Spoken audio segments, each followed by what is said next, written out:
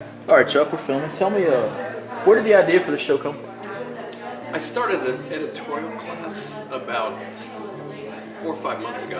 And part of the editorial class was to possibly do something in the community that meant something. And I started thinking of different projects, and I thought there's really nothing in the community that means, in this community, that means more than the railroad.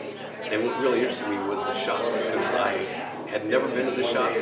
You see the shops from wherever you are in Clifton, the stack. But nobody ever goes in the shops. It's not public access, so I had to get permission to go in and shoot some, and that's kind of what started the project going.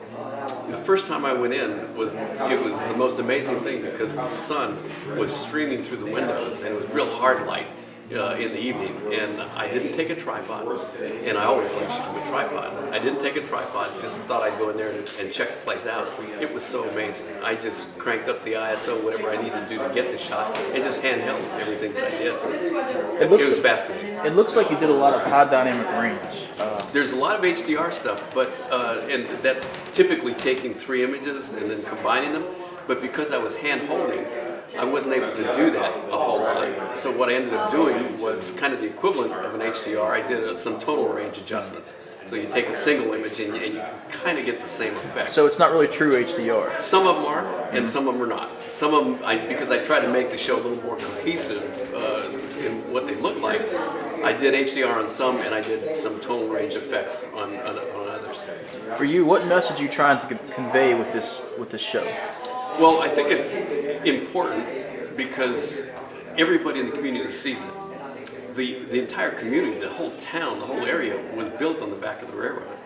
And primarily, it was built on the back of steam engines, which that's what the C&O shops were built for, was to serve steam engines. In the 50s, steam changed to diesel, and the jobs started going away. And with that, the economy eroded and made it tough for people in town. But the ironic thing is that the C&O Historical Society and the museum are kind of bringing life back into the community. So I thought it was kind of ironic that the railroad brought the town to where it was a town and then a city, went from city to town, but now the railroad's kind of bringing it back, kind of on the history of the railroad. Was this all one shoot, or was it multiple trips? Or? Oh, I went back there many times. Yeah, went back a lot of times. In fact, one of the shots I've got that has a picture that was taken in 1955 by Rye Photo, I saw that in the Historical Society, diesel engines down there being serviced, and crew walking around, that sort of stuff. I couldn't figure out the angle that they took it from. It was from well overhead. I went back again and found the scaffolding that they stood on and climbed up there with the camera in my teeth and found a location that looked pretty close and managed to stitch them in together. So what's your favorite shot? Probably that one. That one? It shows the past and the present. And more than anything, it shows people in the shot and the importance of people to the railroad and to Clifton Forge. You just can't calculate it. The stories I hear about how hard it was to get to a town when shift change came around and thousands of people working at the yards, it's just hard to believe.